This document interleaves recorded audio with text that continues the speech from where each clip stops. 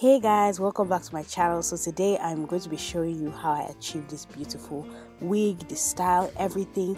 I'm just going to go into the video. The first thing you're going to need are T-pins and needles. I got this off Amazon. You're also going to need a spandex cap. I just used this because this is what I had to sew the wig down.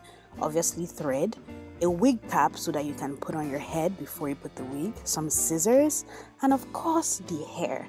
I got this hair from DYHAIR777. I'm going to be listing it all down below, but it is body wave and I got 3 bundles. I just wanted curly hair, and I know body wave helps because it is already curly, so it holds curl better.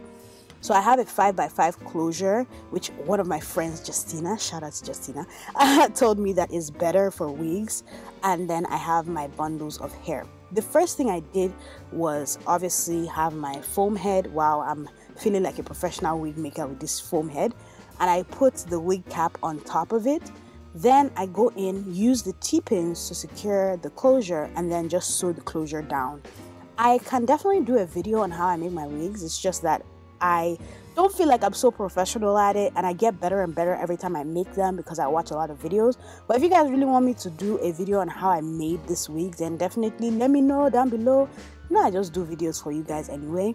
So I'm done with the closure, I'm done with the wig, and I want to bleach the knots. I used 30 volume developer and some bleach. I mixed that together. I want it to be thick because obviously the thicker it is, the better it will not penetrate into your roots. And this is actually the best type of bleaching I've ever done in my life because it actually came out and there were no blonde roots. I left it in for 15 minutes and here it is. This is what it looks like. I also plucked this wig and I plucked it wet, which was very new for me, but I am learning slowly how to make wigs better. So instead of cutting it straight across like the lace, I cut it in a zigzag fashion. Now, getting into wearing the wig. I have this wig cap. I like it because it's a light brown color.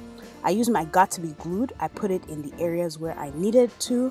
And this is also something new that I learned. I am going to use the Got To Be Glued free spray right after the Got To Be Glued. This is so messy. I don't know why I did it like that.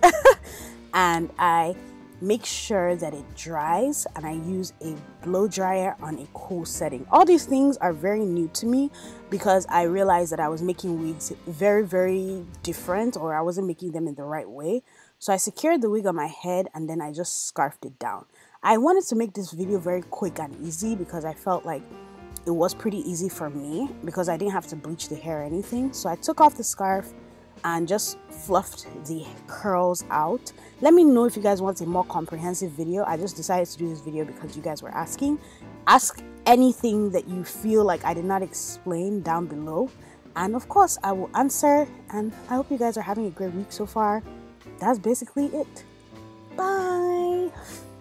No, this is actually one of my favorite weeks to date, low-key though.